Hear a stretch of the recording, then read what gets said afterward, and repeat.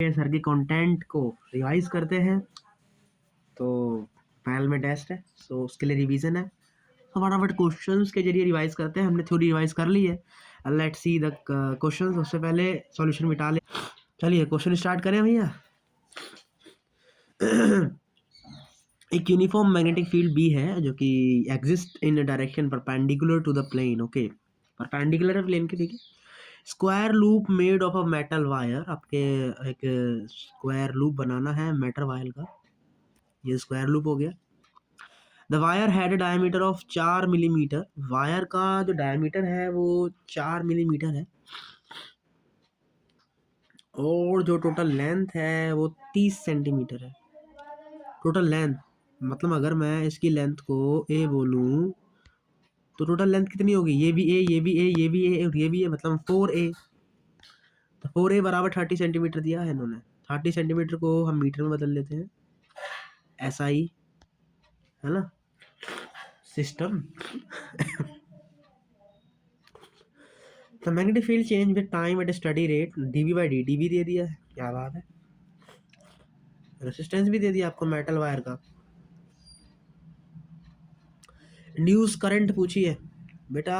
Current का formula क्या होता है मास्टर? याद नहीं है, बट इतना याद है कि जब ये दिया है इसका मतलब टाइम वेरिंग मैग्नेटिक फील्ड है तो ईएमएफ जनरेट होगा। तो ईएमएफ आता था हमारा -d∅dt।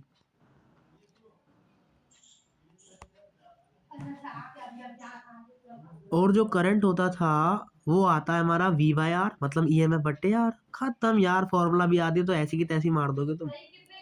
और फाई क्या होता है हमारा? मैग्नेटिक फील्ड इनटू में एरिया। यस मास्टर, आग लगा दे इसमें बढ़िया से आग। तो फाई की वैल्यू लिखो B, अरे रे, और एरिया। अब वैल्यू किसकी दी है? dv/dt की। मतलब चेंज कौन हो रहा है? मैग्नेटिक फील्ड, ऑब्वियस है। तो यानी कि आप क्या लिखोगे? EMF is equals to area into में माइनस साइन, अरे मम्मी, एरिया इंटू में d∅ मतलब dv/dt।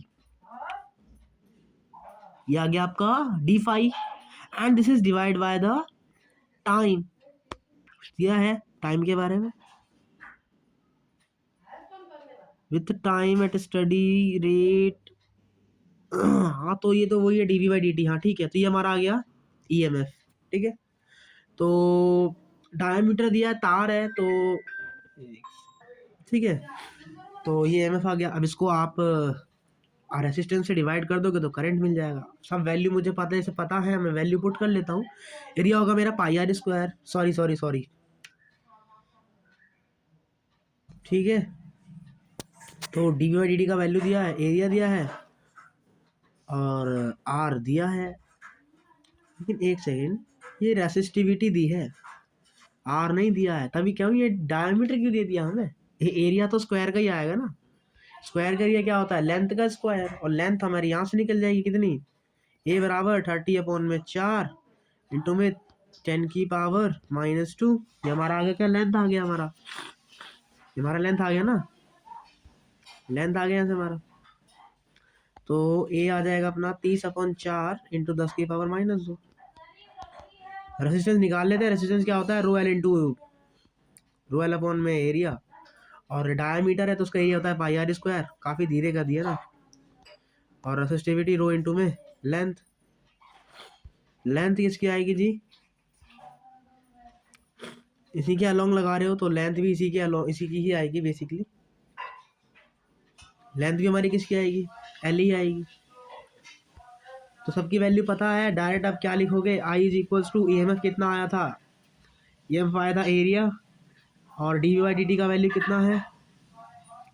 जो भी होगा एक बार फिर से लिख लेते हैं सारा। और रो L अपॉन में एरिया। L से L कटा इसकी और ये चला गया ऊपर। यहाँ से फाइनली अपना क्या आया? AL/dv/dt, और यहाँ पे रो। अब बस वैल्यू पुट कर दो सबकी। Area πr², pi into radius कितनी है? देखिए रेडियस हमें दिया है, डायमीटर है 4 मिलीमीटर, डायमीटर का आधा करते तो रेडियस मिलता है मतलब 2 मिलीमीटर, और मीटर में हो जाएगा 2 इंटू 10 की पावर -3। तो क्या लिखेंगे हम, रेडियस का स्क्वायर करेंगे तो 4 इंटू 10 की पावर -6। लेंथ, मास्टर लेंथ कितना दिया है अभी निकाला था, लेंथ है 30 इंटू 4 इंटू 10 की पावर -2। रेसिस्टिविटी कितनी दी है, 0.032 टेस्ला पर सेकेंड है वो, तो 0.032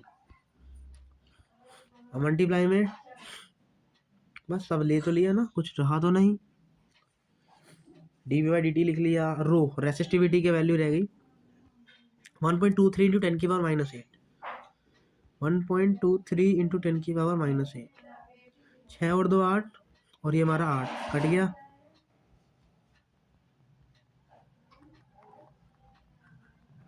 ये भी कट गया हमारा। ओके, अब आप करिए। अब मैं आंसर देखूँ तो आंसर क्लोज नहीं है, काफ़ी दूर दूर है। मैं I can use approximation here, so मैं इसे 1.2 बोल देता हूँ, पॉइंट लगा देता हूँ ऊपर।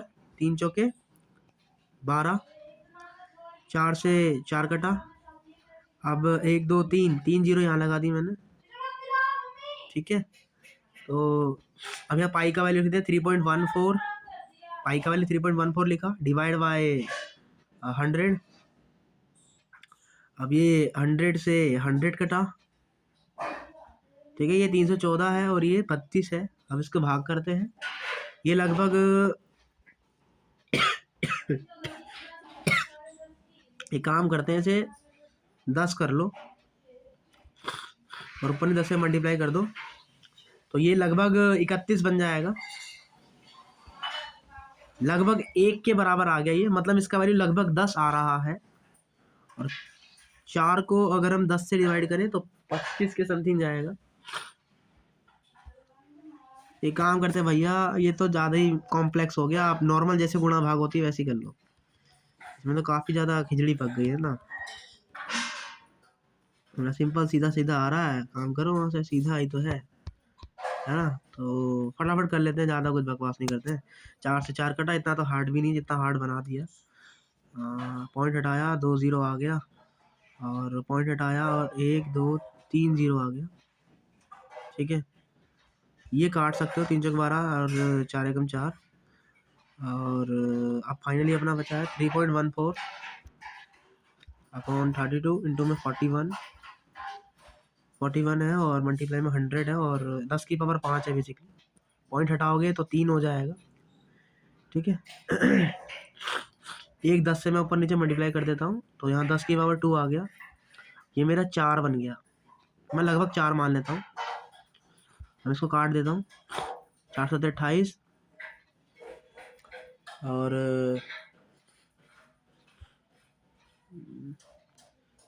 11 में 3 और 4 8 32, और 4 5 20, 78.5, 32 से डिवाइड किया तो 32 दिया 69, है ना, ठीक है। तो इसको पूरा सॉल्व करने के बाद ठीक है, इसको पूरा सॉल्व करने के बाद हमारा आंसर 0.34 के समथिंग जो है आ जाएगा, ऑप्शन नंबर ये आएगा, ठीक है। एक बार आप पूरा सॉल्यूशन देख लीजिए कैसे किया, साफ अक्षरों में।